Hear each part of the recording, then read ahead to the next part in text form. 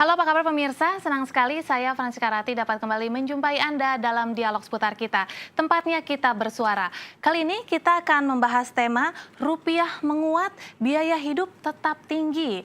Iya, seperti kita ketahui bersama per tanggal 1 November 2015 lalu, kenaikan tarif tol di 15 ruas jalan tol telah naik, dan hal ini tentu menuai kritik karena kebijakan pemerintah ini dianggap tidak mengundang urgensinya. Karena ternyata operator jalan tol ini tidak dalam posisi terdesak atau merugi. Bahkan laporan keuangan PT Jasa Marga tercatat kenaikannya di laba laporan keuangan mereka naik secara signifikan. Hal ini tentu menuai pro dan kontra di kalangan masyarakat, apalagi mengingat daya beli masyarakat masih tergolong rendah. Kita lihat dulu tayangan berikut ini.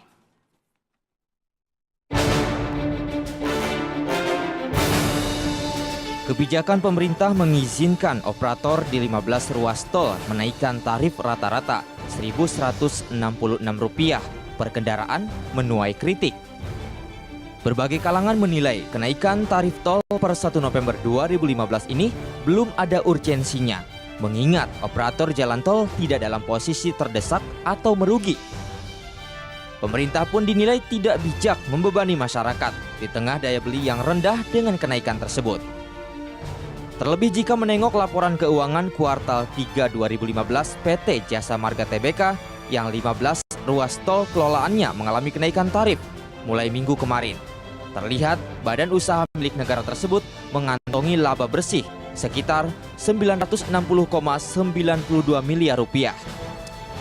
Meski angkanya sedikit turun, tepatnya minus 9,38% dibanding kuartal 3 pada tahun 2014 yang menorehkan laba bersih sebesar Rp1,06 triliun.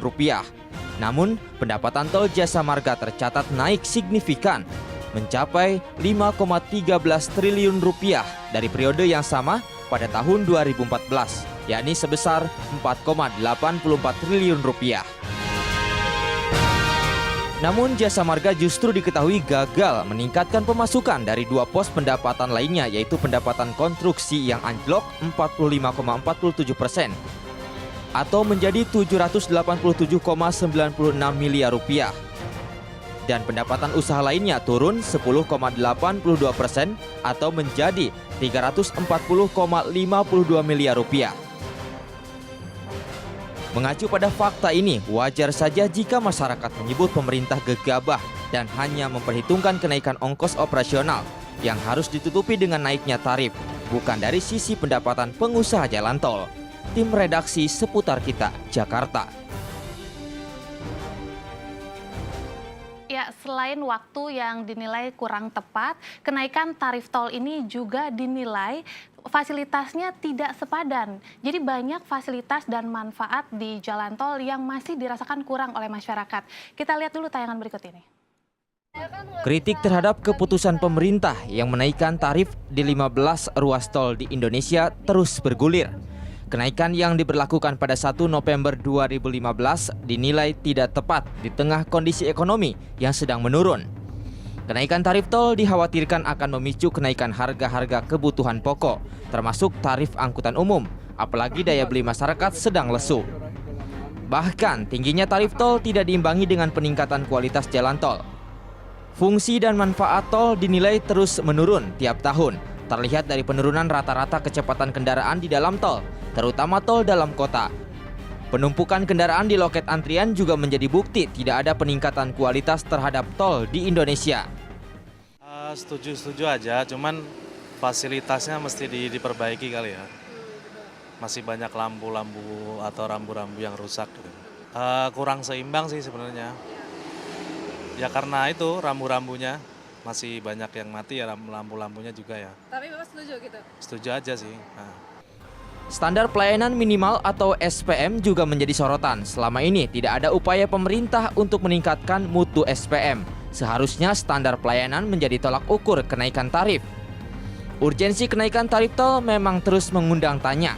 Masyarakat tentu berharap pemerintah lebih memikirkan kepentingan publik. Jangan sampai undang-undang hanya melegalisasi kenaikan tarif tol tanpa mewajibkan perbaikan fasilitasnya. Apalagi Dalam laporan keuangan jelas tercatat pendapatan tol Jasa Marga naik signifikan. Kumilaila Rio Handoko seputar kita Jakarta.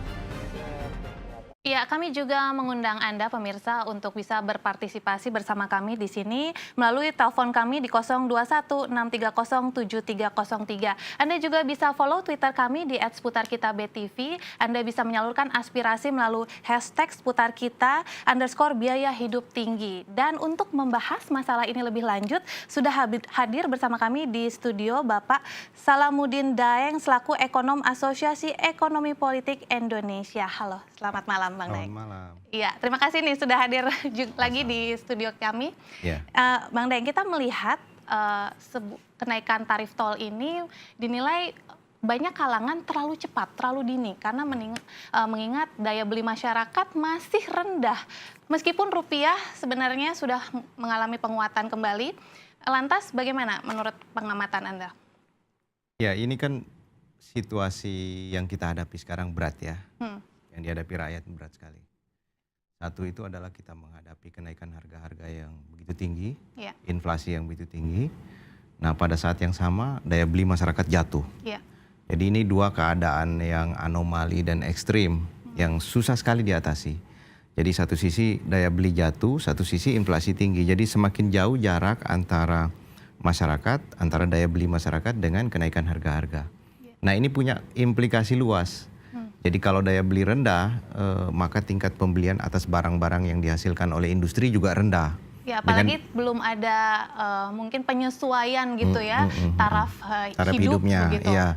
Jadi karena daya beli rendah, maka kemampuan membeli produk-produk industri pun rendah. Ini kan punya implikasi ke industri juga. Ya. Industri juga profitnya menurun, kemudian kinerjanya juga semakin menurun dan kemungkinan besar bisa mencapai satu tingkat di mana mereka terpaksa mem-PHK karyawan-karyawannya untuk bisa tetap bertahan dan eksis. Nah, ini kan keadaan ini harusnya diatasi dengan kebijakan makroekonomi yang tepat. Misalnya bagaimana pemerintah itu membuat satu kebijakan yang mampu mengangkat daya beli masyarakat kembali dan mengendalikan inflasi. Jadi inflasi itu bukan sesuatu yang ditakuti juga karena juga dia bisa menjadi instrumen untuk menggairahkan orang berusaha ya. Kalau ada ekspektasi kenaikan harga, maka orang juga akan niat untuk melakukan usaha juga tinggi, tetapi harus terkendali.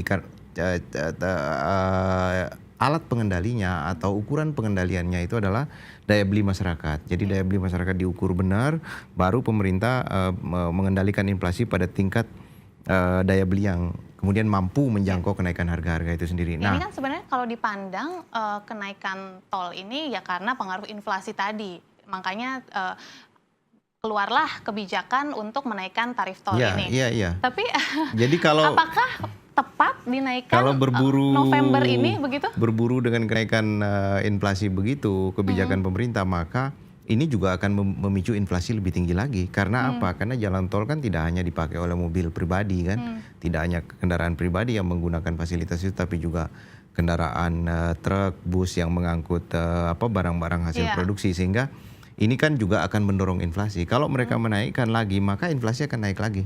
Jadi ini akan jadi pukulan balik kepada daya beli masyarakat tadi. Ditambah lagi kenaikan tarif dasar listrik yang akan dilakukan juga pada awal Januari tahun 2016 Jadi sebenarnya mendatang. dampaknya, imbasnya itu akan Kemana-mana. Jadi apalagi ditambah lagi dengan kenaikan tarif dasar listrik, belum lagi nanti juga pemerintah berencana menaikkan harga BBM kembali, dan seterusnya. Jadi semestinya pemerintah itu bisa mengendalikan harga-harga yang bisa ditetapkan oleh pemerintah. Misalnya faktor-faktor penyebab inflasi itu kan sebagian besar dipicu oleh naiknya harga-harga kebutuhan pokok, lalu naiknya ongkos transportasi, lalu naiknya tarif cukai. Cukai juga mempengaruhi, terutama cukai tembakau. Memang kalau hasil analisis statistik memang cukai tembakau mempengaruhi inflasi. Sementara pemerintah menargetkan juga kenaikan cukai yang tinggi, sampai hampir 45% lebih. Nah, hal-hal seperti itu menjadi pukulan bagi daya beli masyarakat. Nah, itu yang kita khawatirkan. Jadi kalau pemerintah menetapkan kenaikan tarif tol, kemudian diikuti lagi dengan kenaikan tarif dasar listrik, lalu nanti kemudian diikuti oleh kenaikan harga BBM, maka ini akan semakin memukul daya beli masyarakat yang sudah jatuh sejak awal Januari kemarin. Tampaknya kita tuh bermain di pusaran yang dan sama begitu. Dan permainan ini nggak dikendalikan gitu. Maksudnya pemerintah berusaha mendorong agar BUMN ini meraih profit yang tinggi. Padahal kita tahu bahwa BUMN kita juga disubsidi oleh negara kan, termasuk penyertaan modal negara, termasuk perusahaan-perusahaan yang bergerak di infrastruktur, di jalan tol, di jasa marga juga mendapatkan subsidi dan penyertaan modal dari negara. Ini kan menurut saya mestinya harga-harga yang bisa ditetapkan oleh pemerintah sebaiknya dikendalikan sekarang. Jadi tidak perlu ada kenaikan dulu sekarang kita pengen karena tahu juga dari kacamata Anda sebenarnya apa sih urgensi pemerintah untuk menaikkan tarif tol ini, kebijakan pemerintah. Tapi kita tahan dulu nih Bang Daeng karena kita harus break. Dan pemirsa, jika Anda ingin berpartisipasi bersama kami undang di 021 630 7303. Kami segera kembali.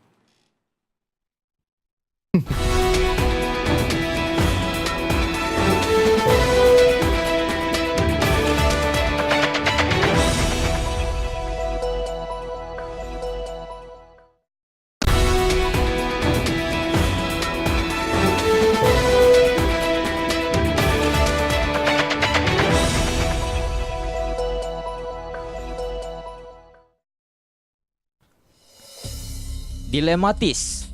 Ya, di awal perdagangan pasar spot Rabu 4 November 2015, tepatnya pada pukul 8.45 waktu Indonesia Barat, nilai tukar rupiah terhadap dolar Amerika Serikat kembali menguat, berada di kisaran 13.400 rupiah. Sementara pada Selasa 3 November 2015 di pasar spot, rupiah juga sempat menguat 0,78%, yakni di kisaran Rp13.563 per dolar AS. Sedangkan kurs tengah Bank Indonesia mencatat rupiah terapresiasi 0,64% ke Rp13.682 per dolar Amerika Serikat. Penguatan rupiah ini tentu disambut gembira, namun di sisi lain justru mengundang dilema. Bagaimana tidak, di tengah menguatnya nilai tukar rupiah, harga sejumlah bahan kebutuhan pokok di pasaran justru masih tinggi. Selain itu, di awal pekan ini, perekonomian dalam negeri juga belum dapat memenuhi harapan para pelaku pasar. Ditambah lagi, per 1 November 2015 lalu, pemerintah melakukan penyesuaian tarif tol. Kebijakan ini dinilai kurang tepat, mengingat daya beli masyarakat masih rendah akibat kondisi ekonomi yang belum juga stabil. Sejak Minggu dini hari, tepat pukul 00 waktu Indonesia Barat, PT Jasa Marga memberlakukan tarif baru di 15 ruas jalan tol. Kenaikan tarif jalan tol tersebut bervariasi, mulai Rp500 hingga Rp6.500. Kenaikan tarif jalan tol ini berdasarkan pasal 48 ayat 3 Undang-Undang Nomor 38 Tahun 2004. Tim redaksi Seputar Kita. Ya, rupiah menguat tapi biaya hidup tetap tinggi. Bang Daeng, kalau misalnya Anda melihat kebijakan pemerintah untuk mengizinkan operator layanan jasa tol ini menaikkan harga di November ini, apakah terkesan kebijakan yang gegabah begitu? Iya, karena kalau memakai pertimbangan kondisi objektif sekarang, mestinya harga-harga yang ditetapkan oleh pemerintah itu dikendalikan. Supaya apa? Supaya kenaikan harga-harga barang dan jasa lainnya tidak ikut naik. Nah, ini adalah diletakkan dalam kebutuhan untuk menjaga agar daya beli masyarakat ini bisa menjangkau kebutuhan hidupnya sehari-hari sekarang. Sebab kalau tidak, ini daya beli akan semakin tertekan lagi. Walaupun kebijakan menaikkan tarif jalan tol ini dibenarkan menurut undang-undang, tapi patokan kita kan tidak hanya undang-undang. Iya. Tapi juga keadaan objektif yang kita hadapi sekarang.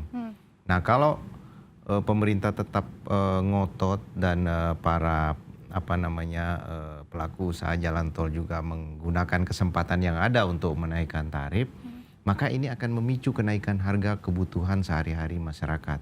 Yeah. Dan kalau itu terjadi, maka pertumbuhan ekonomi kita akan semakin melemah. Karena kita tahu bersama bahwa 55% pertumbuhan ekonomi kita itu ditopang oleh konsumsi masyarakat. Yeah. Nah, kalau konsumsinya melemah akibat daya belinya melemah, maka itu akan menjadi pukulan balik terhadap seluruh indikator makroekonomi kita, baik itu target di dalam APBN, mempengaruhi juga target di dalam pertumbuhan ekonomi, dan macam-macam. Itu punya implikasi luas. Makanya di satu sisi pemerintah tampaknya tegas untuk menaikkan tarif tol terkait inflasi, tapi di sisi lain tidak ada aturan yang tegas juga terhadap perbaikan fasilitas dan infrastruktur di jalan tol. Kalau yang pertama tadi, kalau hanya mengejar kena inflasi, maksudnya kita melakukan penyesuaian dengan kenaikan inflasi, itu sama dengan memicu inflasi lebih jauh lagi. Istilahnya berburu dan saling berkejaran dengan inflasi itu tidak benar juga. Kecuali kalau daya beli masyarakat bagus. Kalau daya beli masyarakat bagus, kondisi ekonomi tumbuh dengan baik, boleh melakukan kenaikan-kenaikan itu. Selain faktor fasilitas, kalau sudah menyangkut fasilitas itu teknis, itu sudah merupakan tanggung jawab daripada pengelola jalan tol untuk memperbaikinya, karena itu menyangkut apakah itu juga keselamatan. menyangkut kurangnya ketegasan peraturan tadi bahwa misalnya naik setiap 2 tahun boleh naik, tapi pada saat masyarakat berteriak mana fasilitas? Kalau fasilitas itu tidak ada hubungannya dengan kenaikan. Fasilitas itu adalah kewajiban karena itu menyangkut keselamatan jiwa manusia, dan itu tidak bisa ditawar-tawar. Mau naik mau tidak naik, fasilitas harus diperbaiki.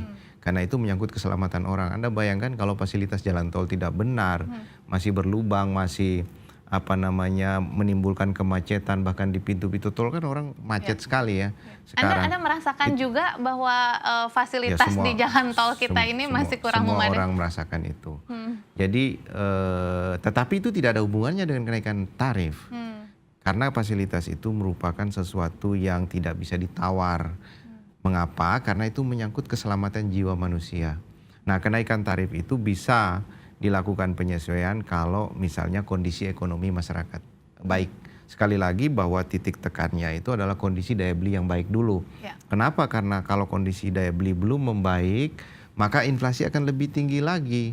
Nah, kalau inflasi lebih tinggi lagi, daya beli jatuh ke bawah, maka semakin lemah pertumbuhan ekonomi kita. Macam-macam lah, implikasinya bisa sangat luas sekali. Sebenarnya menurut kemiskinan akan bertambah dan kacamata seterusnya. Anda, apakah sebenarnya pemerintah bisa menahan kebijakan menaikkan Harusnya bisa.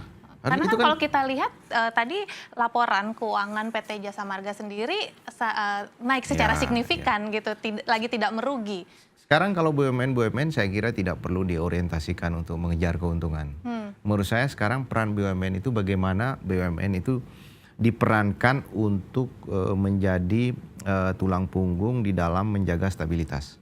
Jadi apakah itu BUMN yang bergerak di bidang migas, apakah BUMN yang bergerak di bidang ketenaga listrikan, apakah BUMN yang bergerak di bidang infrastruktur termasuk jalan tol, itu mereka harus didorong untuk menjaga stabilitas.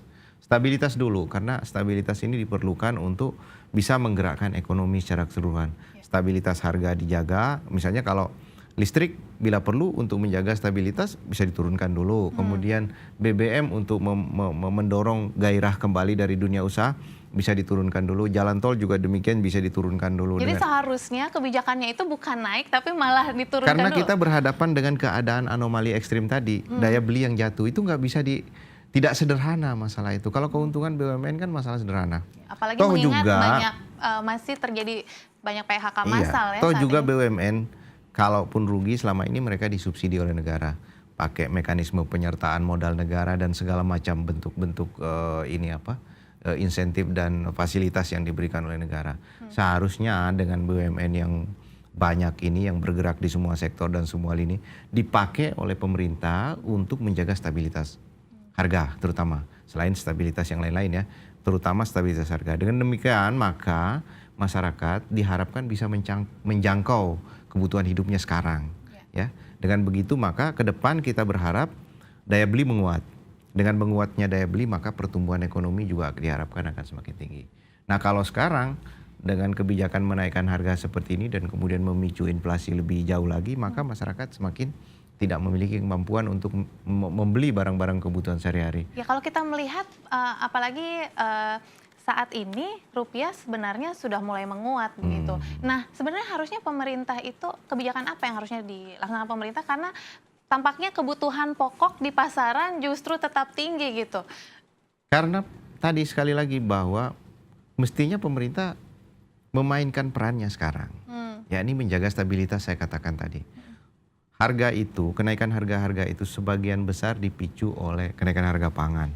Apakah seharusnya pemerintah menetapkan standar Ya, harga? kenaikan harga pangan kan pemerintah dengan begitu bisa memainkan bulog di dalam rangka menjaga stabilitas harga pangan. Kemudian harga energi, ya harga energi itu pemicu inflasi yang besar. Pemerintah bisa memainkan Pertamina atau memerankan Pertamina dan PLN untuk menjaga stabilitas harga energi, terutama minyak dan listrik, ya kan, stabil itu dulu. Lalu kemudian di bidang infrastruktur kan banyak sekali BUMN pemerintah yang bergerak di bidang infrastruktur. Mestinya didorong agar kebijakan-kebijakan berkaitan dengan tarif tol, pelabuhan, bandara dan lain sebagainya itu didorong untuk ke bawah. Dengan demikian maka diharapkan ongkos-ongkos produksi daripada kegiatan usaha yang bergerak di dalam negeri dalam rangka menghasilkan pangan, dalam rangka mendistribusikan pangan, dalam rangka mendistribusikan barang-barang produk industri, itu bisa mereka menekan kos. Dengan demikian harga bisa ditekan. Nah, kalau harga bisa ditekan, maka ini terjangkau dengan daya beli masyarakat. Pelan-pelan kita memulihkan daya beli masyarakat. Memang yang paling berat di dalam ekonomi itu dalam memulihkan daya beli masyarakat. Karena itu menyangkut bagaimana pemerintah menciptakan kesempatan kerja, menciptakan lapangan kerja baru, mendorong upah yang semakin layak, semakin baik ya. Nah, sekarang kan susah mau mendorong upah yang semakin layak, sulit karena industrinya lagi sekarat. Iya. Ya kan? Mau mendorong kenaikan daya beli masyarakat, sementara harga semakin tinggi yang menyebabkan masyarakat di bawah juga semakin sulit untuk mendapatkan Jadi pada sumber saat pendapatan. terjadi penyesuaian gaji gitu atau honor, tampaknya tidak akan pernah mampu gitu ya untuk bisa menyeimbangi inflasi. Karena inflasi tinggi tadi. Nah, mestinya itu dikendalikan. Jadi walaupun terjadi Karena sebenarnya sistem pengaturan upah yang diterapkan Ya. pemerintah pun lagi Iya. diprotes Iya. oleh kaum buruh Karena nih. inflasi tinggi. Karena Jadi inflasi sebenarnya tinggi. itu Jadi kalau kenaikan tidak upah sesuai yang dengan kecil kenaikan saja, kalau inflasinya bisa ditekan, itu buruh saya kira nggak terlalu banyak protes. Tetapi karena sekarang inflasi begitu tinggi, sementara kenaikan upah belum bisa mengikuti laju inflasi, maka orang bilang ini tidak naik sebenarnya. Ini menurun sebenarnya upah. Secara real ya, secara nominal memang kelihatan naik, tapi secara real orang tidak menerima kenaikan. Karena apa? Begitu uang dipegang dipakai untuk membeli barang kebutuhan hidup sehari-hari sudah nggak bisa terjangkau lagi.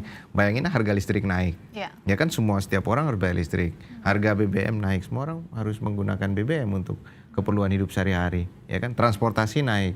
Ya kan transportasi digunakan sehari-hari oleh masyarakat.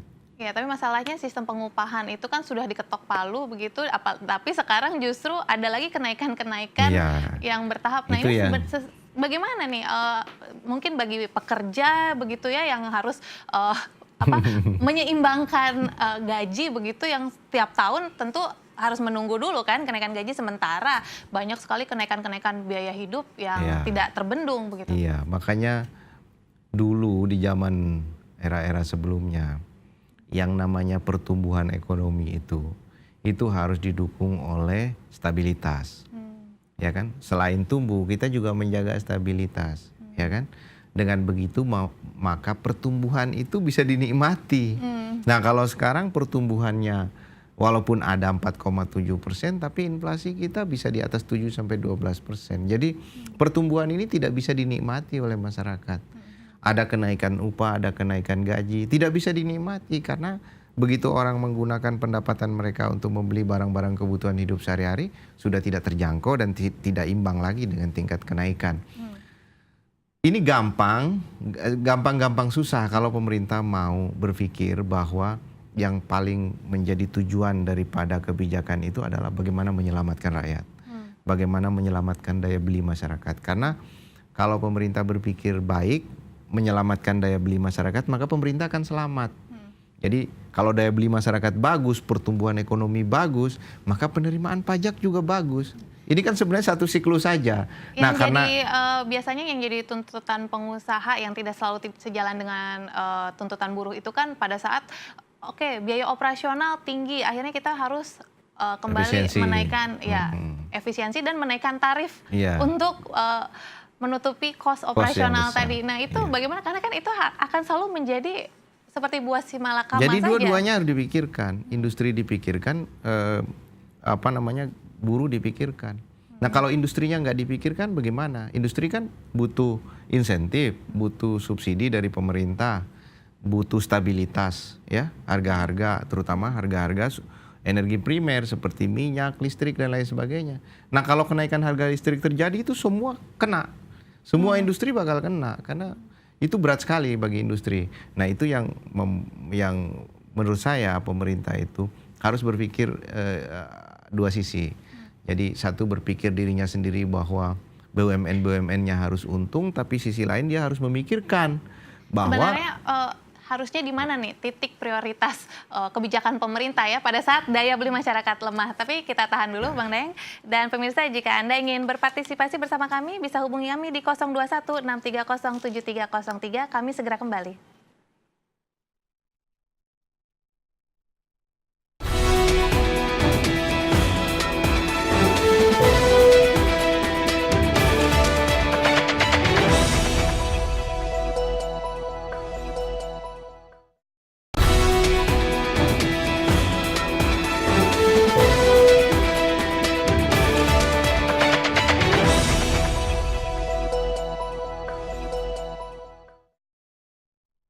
Ya, terima kasih Anda masih bersama kami di Dialog Seputar Kita, tempatnya kita bersuara. Kali ini kita membahas tema rupiah menguat tapi biaya hidup tetap tinggi. Anda bisa menyalurkan aspirasi Anda pemirsa di 021-630-7303. Anda juga bisa follow Twitter kami di @seputarkitabtv. Dan Anda bisa menyalurkan aspirasi melalui hashtag #seputarkita_biaya hidup tinggi. Ya, Bang Daeng, kalau misalnya kita lihat saat ini apa sih sebenarnya yang menyebabkan inflasi itu tampaknya tidak terbendung begitu? Sebenarnya bisa dikontrol atau tidak sih? Di Badan Pusat Statistik kan sudah mengidentifikasi. Inflasi itu disebabkan oleh kenaikan harga pangan. Nah, kalau kenaikan harga pangan, bahan-bahan kebutuhan pokok naik, maka yang menjadi tugas pemerintah adalah bagaimana memasok pangan ke dalam pasar. Nah, yang bisa diperankan di situ adalah Bulog. Bulog diberi tugas, Badan Urusan Logistik kita diberi tugas mengendalikan harga pangan dengan cara meningkatkan pasokan dan mengendalikan harga. Karena Bulog sendiri disubsidi oleh pemerintah kan, disubsidi, diberikan penyertaan modal dan lain sebagainya. Jadi mestinya mereka berperan di situ. Nah, kalau tidak bisa mengendalikan itu ya berhentikan kepala Bulognya, ganti dengan yang lain. Harus ada ketegasan. Harus ada ketegasan begitu. Kedua, harga energi. Harga energi kan semua ditentukan oleh pemerintah. Misalnya harga listrik, harga BBM kan ditentukan oleh pemerintah, tarif jalan tol termasuk di dalamnya. Nah, ini kan bisa pakai kebijakan, jangan naik. Toh Jokowi juga bisa menurunkan, Presiden Jokowi juga bisa menurunkan tarif tol, bisa menurunkan harga minyak, bisa menurunkan tarif dasar listrik. Nah, dengan demikian maka harga input akan semakin rendah. Jadi maka harga-harga akan bisa diturunkan. Itu yang kedua, harga energi. Yang ketiga mungkin kebijakan tentang suku bunga. Bunga juga dijaga agar tidak memicu kenaikan biaya-biaya produksi daripada industri kita. Dengan demikian maka mereka bisa menjual harga-harga produk mereka pada tingkat harga yang terjangkau oleh masyarakat. Ya, kalau gampang Anda sekali sebenarnya. Melihat sebenarnya kan sudah banyak paket kebijakan ekonomi yang digelontorkan pemerintah gitu yang digadang-gadang bisa memberi angin segar baik bagi pengusaha maupun kaum buruh begitu. Apakah dengan adanya kondisi masih lemahnya daya beli masyarakat seperti saat ini ditambah dengan inflasi yang tinggi ini? Saya sudah lihat paket kebijakan dari yang pertama sampai yang kelima ya. Yang pertama itu menyangkut berbagai program deregulasi di dalam rangka untuk meningkatkan investasi. Tapi pemerintah tidak menyadari bahwa penyebab utama orang enggan melakukan investasi di Indonesia itu karena daya beli yang rendah. Ya kan, orang melakukan investasi di Indonesia kan berharap daya beli orang tinggi. Dengan demikian maka dia ke depannya bisa berharap ada keuntungan yang diterima dari daya beli yang tinggi. Nah, mestinya program-program paket dari 1 sampai terakhir itu bagaimana dia bisa mendorong daya beli masyarakat. Daya beli masyarakat Nah, itu tapi kan tadi kebalik yang terjadi. Mungkin kita tahan dulu karena sudah ada penelpon, kita sapa dulu. Halo, seputar kita. Iya, dengan siapa di mana? Baik, Pak Yogi, bagaimana pendapat Anda, Pak? Iya, untuk kenaikan tarif tol menurut saya emang cukup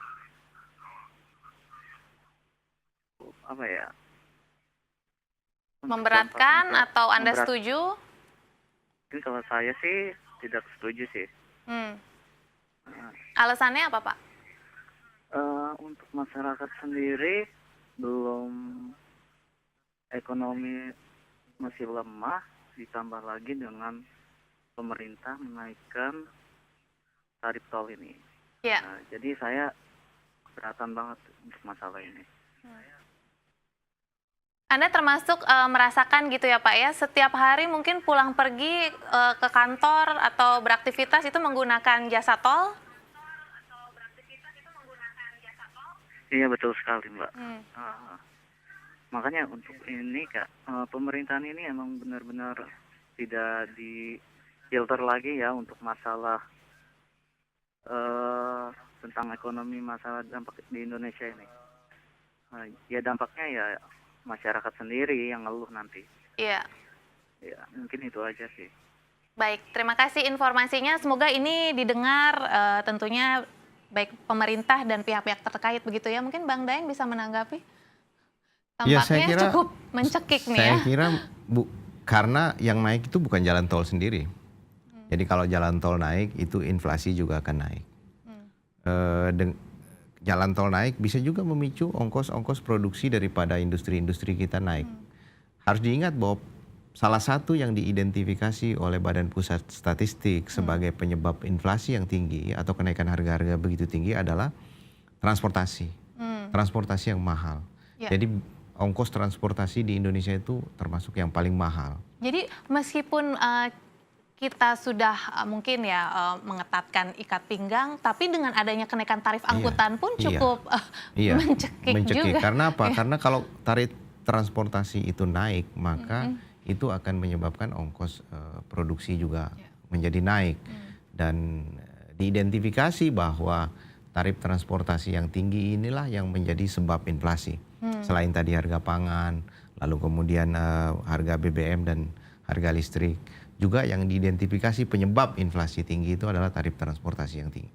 Ongkos transportasi daripada barang-barang dan kebutuhan hidup masyarakat Indonesia ini yang tinggi sekali. Iya, Sehingga apalagi mengingat mungkin fasilitas kendaraan umum atau angkutan transportasi umum kita pun juga belum memadai ya. Iya, infrastruktur juga yang tidak mendukung ya kan. Tapi tarif terus naik nih. Infrastruktur tidak mendukung, kemudian jarak tempuh seharusnya bisa lebih pendek ditempuh, tapi karena kemacetan menimbulkan ongkos produksi, ongkos transportasi yang lebih mahal, biaya energinya yang lebih mahal dan seterusnya. Jadi ini masalah-masalah yang mestinya diatasi dengan segera. Ya ini masalah yang sepertinya tidak akan pernah ada habisnya karena di satu sisi pemerintah ingin menekan angka orang-orang yang menggunakan kendaraan pribadi. Tapi di satu sisi lain yaitu tarif angkutan terus naik ya. Naik. Oke, mungkin kita akan jawab nanti Bang Daeng karena sudah ada penelpon. Halo seputar kita. Halo, Iya, halo seputar kita dengan siapa di mana? dengan Yani di... Halo, Yani di Jakarta.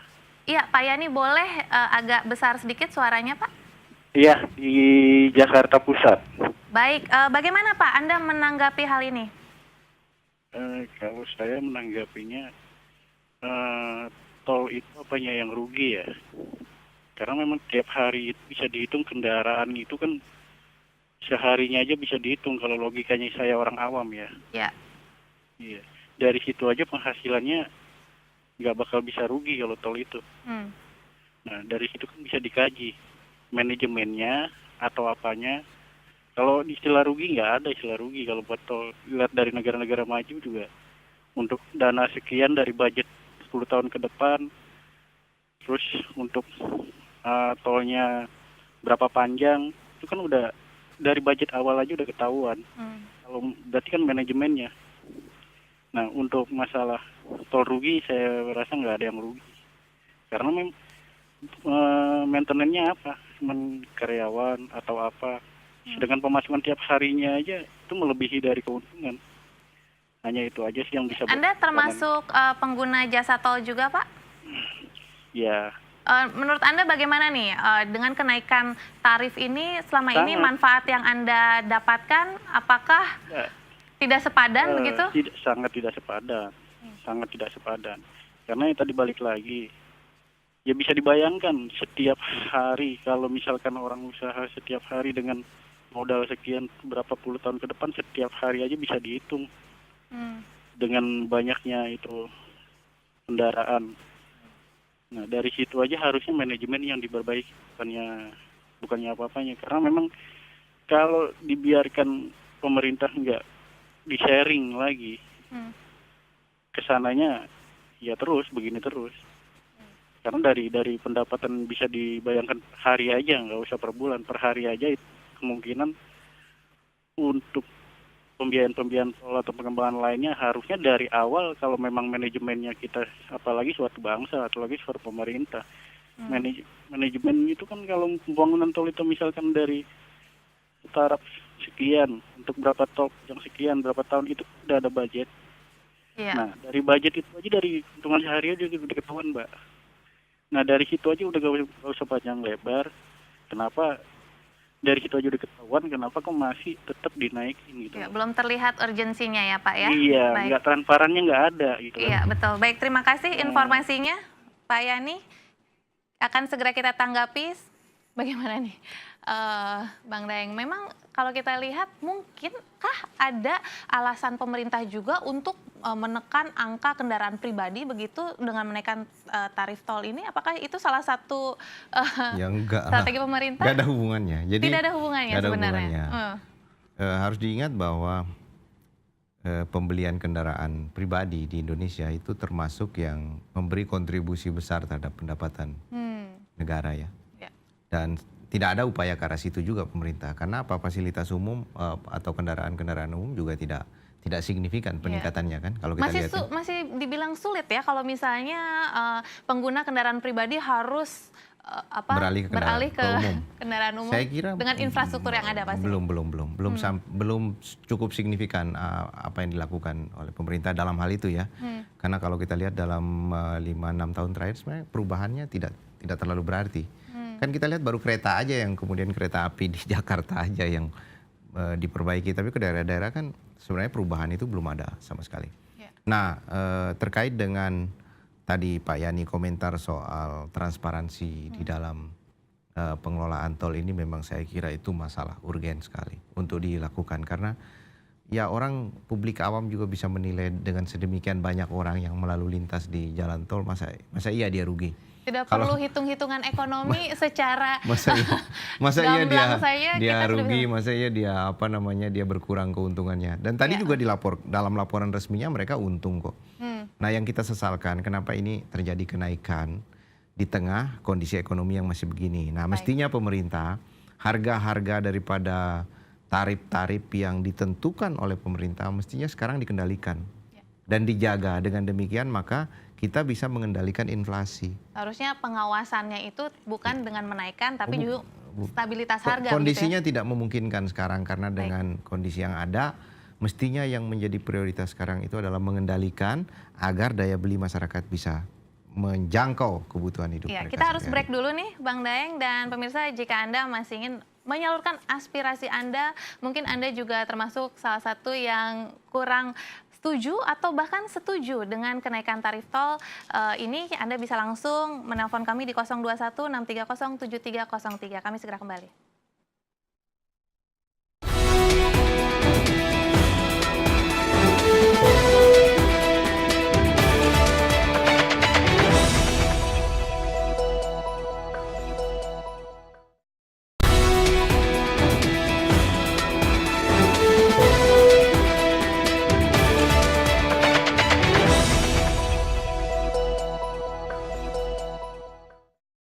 Terima kasih bagi Anda yang masih bersama kami di Dialog Seputar Kita, tempatnya kita bersuara. Bang Daeng, sebenarnya kalau kita lihat ini, jalan tol, tampaknya kita ini harus diwajibkan untuk menikmati layanan berbayar ya di jalan raya. Apakah tidak ada terobosan pemerintah mungkin kebijakannya untuk agar masyarakat pengguna jalan itu menikmati arus lalu lintas yang gratis? Gitu? Ini sebenarnya kalau kita bicara lebih mendasar lagi, ini pemerintah sudah melanggar konstitusi kita bernegara. Bayangin rakyat bayar pajak nih tiap hari. Pajak kendaraan bermotor di Jakarta sudah naik 2% sekarang kan, dinaikin lagi oleh pemerintah. Sementara fasilitas umum tidak dibenahi, Iya. jalan-jalan umum tidak dibenahi. Anda lihat jalan dari kemana-mana, bahkan di dalam kota Jakarta jalan umum rusak parah kan, rusak semua. Bahkan kalau diperbaiki pun kualitasnya buruk menurut ya. saya ini pemerintah nggak bertanggung jawab, sama sekali tidak bertanggung jawab terhadap menyediakan fasilitas infrastruktur untuk kepentingan publik sesuai dengan amanat konstitusi kita. Ini kan kewajiban negara menyediakan jalan, menyediakan jembatan, menyediakan pelabuhan, semua yang publik. Kenapa sekarang jadi berbayar? Nah ini kan sebenarnya kenaikan-kenaikan begini memukul program pemerintahan Jokowi sendiri. Ya. Jokowi ini kan identik dengan tol, Pak Jokowi ini kan sedikit-dikit tol darat, tol laut, tol udara dan lain sebagainya kan.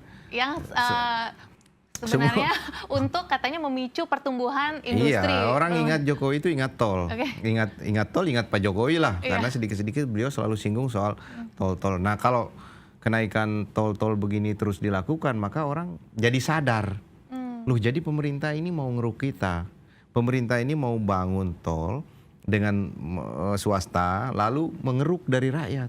Sementara rakyat disuruh bayar pajak jalan. Kan di STNK Anda ada pajak untuk jalan.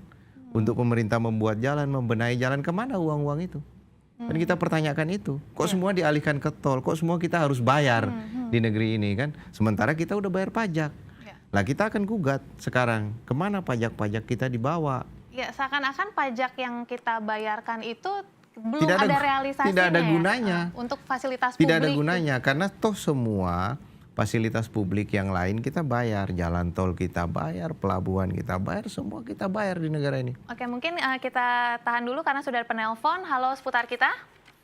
Halo seputar kita, selamat malam, assalamualaikum. Ya, waalaikumsalam. Dengan siapa di mana? Pak Hari di Bogor. Pak Har di Bogor. Baik, bagaimana Pak? Ya, barangkali saya punya tanggapan sedikit sekali ya tentang masalah kenaikan tarif tol. Ya, mungkin maaf bisa agak lebih keras volumenya? Ya, sangat sedikit sekali lah saya memberikan masukan tentang kenaikan tarif tol. Ya. Dimanapun tarif tol dinaikkan, tentunya ada yang menyetujui. Itu saja, ada yang menyetujui. Nah, pertanyaan sebaliknya, tidak usah disalahkan pemerintah. Saya ingin menyalahkan yang menyetujui. Tidak serta-merta dia naik jalan tol tersebut tanpa ada yang menyetujui.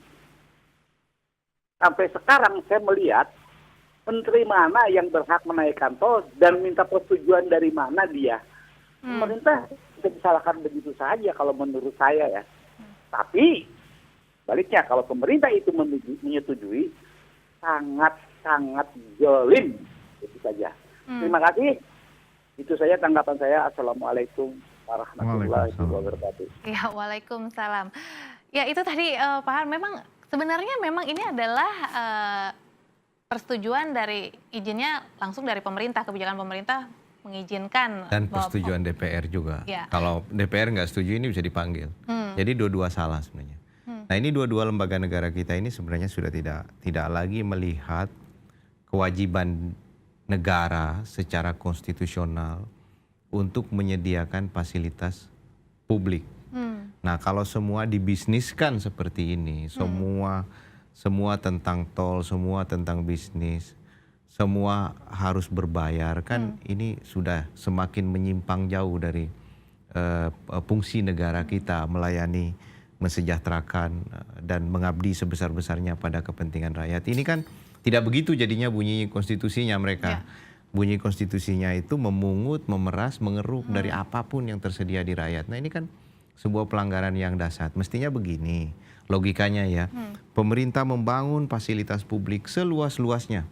Jalan umum yang luas ini semua diperlebar, diperbaiki seluas-luasnya. Yang semurah-murahnya lah kalau nggak bisa gratis. Fasilitas umum ya.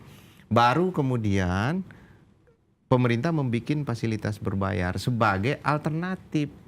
Jadi orang menggunakan fasilitas berbayar secara sukarela. Ya kan? Karena orang bisa juga menggunakan fasilitas umum kan karena fasilitas umumnya memadai, jalannya bagus, kemana-mana bisa kita tempuh. Jadi kalau pemerintah tidak menyediakan fasilitas umum dan langsung bikin tol, ini sebenarnya udah pelanggaran konstitusi. Karena orang bayar pajak. Penerimaan pajak yang diterima oleh pemerintah yang dibayarkan oleh rakyat itu 75% dari pendapatan negara kita. Nah, pertanyaan berikutnya, kemana pajak-pajak yang dibayarkan? Anda masuk rumah makan, Anda masuk bayar STNK mobil, semua tentang pajak. Ada pajaknya. Semua ada pajaknya, tidak ada yang nggak dipungut. Nah, ini Jangan sampai nanti kita keluar pintu rumah pajak juga. semua tentang Kena pajak. pajak juga. Anda masuk rumah, Anda keluar rumah, Anda bayar pajak rumah Anda bayar pajak tanah, Anda bayar pajak bumi bangunan di rumah Anda sendiri, pajaknya banyak secara sekali. tidak sadar ternyata kita semua sudah tentang pajak. bayar TV pajak. Anda, telepon Anda, semua bayar pajak. Nah, sekarang pertanyaan mendasarnya, kemana pajak-pajak ini dibuang oleh pemerintah? Digunakan untuk apa? Pajak-pajak yang dibayarkan oleh... Kenapa fasilitas publik tidak bisa dibangun seluas-luasnya? Baru kemudian membangun fasilitas-fasilitas berbayar. Itu kan swasta sudah ya. Itu kan melibatkan pihak swasta, mereka memungut dari kita. Tapi itu harus ada pilihan bagi rakyat di mana fasilitas publiknya memadai dulu. Jadi kalau orang punya uang lebih, punya pendapatan lebih, dia bisa menggunakan fasilitas berbayar. Kalau ini kan kebalik, yang berbayarnya dibangun terus kan. Makanya saya juga bingung dengan program tol-tol ini, tol darat, tol laut, tol udara. Semua itu kan tentang fasilitas berbayar. Ini statement melanggar undang-undang menurut saya, melanggar undang-undang dasar. Ibaratnya kita sebagai masyarakat begitu tidak bisa menikmati fasilitas yang benar-benar dikhususkan untuk publik begitu ya. Karena semuanya ibaratnya ya tadi kata Bang Neng itu dibisniskan. Ini jadi tanggung jawab. Kita sudah bingung lah melihat keadaan sekarang ya. Kenapa negara ini berbisnis semua dengan rakyatnya? Baik, kita jawab penelpon dulu. Ini halo seputar kita. Ya, malam Mbak. Ya, malam, dengan siapa di mana Pak? Saya di Kebun Jeruk, Pak Wisma namanya. Di Kebun Jeruk. Iya, Pak Kebun Usman. Jeruk RCTI Oke. Klinik 8. Bagaimana Pak Anda menanggapi hal ini Pak? Ya, kalau saya lihat sih pemerintah ini jujur ya. Nggak jujurnya itu ya setiap ganti pemerintahan naik tol, tapi kemacetan begitu kita masuk tol, bayar tol, udah ketemu macet. Gimana itu? Halo? Iya, Ya, Pak. Silakan Pak. Ya kalau kita sih rata-rata saya rasa pengguna kendaraan yang sifatnya roda 4, saya rasa nggak setuju ya kalau naik terus begini. Kalau lancar sih ya nggak apa-apa. Ini nggak lancar tapi bayar naik terus. Fasilitas tidak sepadan, masih macet begitu ya Pak ya? Iya, kalau kita pikir-pikir penghasilan per harinya kan tinggi juga itu. Kalau dengan pemerintah adanya itu kenaikan mau- tarif tol ini mau mendorong Anda nggak untuk mungkin naik kendaraan umum gitu? Kalau kita sih nggak mungkin ya, karena kita wira swasta nggak mungkin lah naik kendaraan umum. Kecuali kita bekerja di satu perusahaan itu bisa aja. Tapi kalau kita sudah swasta begini kan yang tiap hari masuk tol keluar tol, itu Mbak. Yang harus kondisi yang harus berkeliling begitu ya? Iya, tiap hari kita mengeluarkan uang. Apalagi sekarang Cipali aja harganya tinggi. Sekarang Jakarta Merak juga tinggi, dalam kota juga tinggi. Berarti kita kan harus mengeluarkan uang ratusan ribu per hari untuk bayar tol aja. Iya, berarti itu cukup ini juga ya, Pemerintah imbasnya mau buru-buru besar kembali juga untuk indeksnya gitu. usaha Bapak ya. Baik, kita tampung Pak, ini informasinya. Terima kasih sekali, semoga pemerintah kita benar-benar mendengarkan. Ya, silakan Bang Daeng. Ini Ya, ini harus ada yang gugat. Maksudnya harus digugat secara hukum. Digugat kemana-mana, bisa ke pengadilan ya, untuk menggugat bahwa kenaikan ini melanggar undang-undang dan bahkan bisa dilakukan harusnya bisa gugatan gugatan publik class seperti action, itu? bisa gugatan class action mewakili orang-orang yang menderita akibat kebijakan ini. Gugatan oleh masyarakat sendiri bisa. Nah, ini sayangnya kan nggak ada yang punya inisiatif untuk melakukan gugatan. Dan ya menurut saya paling penting rakyat nih kalau melihat hal-hal seperti ini langsung aja gugat. Langsung ke pengadilan gugat atau gugatan class action, gugatan sejenisnya lah secara hukum. Kalau nggak bisa demonstrasi besar-besar untuk melawan kebijakan seperti ini. Ya mungkin kita sudah lihat betapa hanya dengan adanya kenaikan tarif tol ini imbasnya cukup luas sekali. Apalagi dengan daya beli masyarakat yang rendah. Ya. Tadi saya katakan penyebab inflasi yang paling utama itu adalah transportasi yang mahal. Transportasi yang mahal. Nah, transportasi kan tol ini dipakai untuk mengangkut sayur, mengangkut barang-barang semua, kan nggak mungkin pakai jalan umum mengangkut sayur. BBM-nya bisa habis dia. Nah mungkin sedikit Ditambah saja harga nih BBM Bang yang Daeng tinggi. karena waktunya cukup terbatas. Solusinya bagaimana nih? Mau nggak mau tarif tol sudah naik, solusi untuk masyarakat kita? Nggak bisa mau nggak mau. Harusnya pemerintah berpikir bijaksana. Semua harga-harga yang ditentukan oleh pemerintah sebaiknya sekarang dikendalikan. Dikendalikan dalam artian tidak ada kenaikan dulu. Karena apa? Karena ini untuk menolong rakyat dari inflasi yang tinggi. Kenaikan harga-harga yang begitu tinggi. Sementara pada saat yang sama secara pelan-pelan pemerintah berusaha membenahi daya beli masyarakat. Nah ini sekarang daya beli tidak dibenahi, inflasi tidak dikendalikan kan. Berarti kunci Tambah. utamanya adalah di pemerintah. Bagaimana pemerintah. bisa Tetap menaikkan dulu nih daya beli masyarakat. Daya beli masyarakat dinaikin, inflasi dikendalikan. Dengan demikian ketemu nih. Ya kan, antara botol sama tutup ini. Ya, Secara semoga ekonomi kan semua perimbangannya di Ada situ. terobosan baru nih ya, masyarakat sungguh-sungguh menunggu kebijakan pemerintah, terobosan baru harapkan pemerintah. saja, Kita demikian. sangat berharap. Terima kasih banyak Bang Daeng Sama-sama. sudah berbagi informasi di sini, dan pemirsa terima kasih atas partisipasi Anda di Dialog Seputar Kita. Jangan lewatkan topik-topik menarik di Dialog Seputar Kita lainnya. Saya Francisca Rati, sampai jumpa.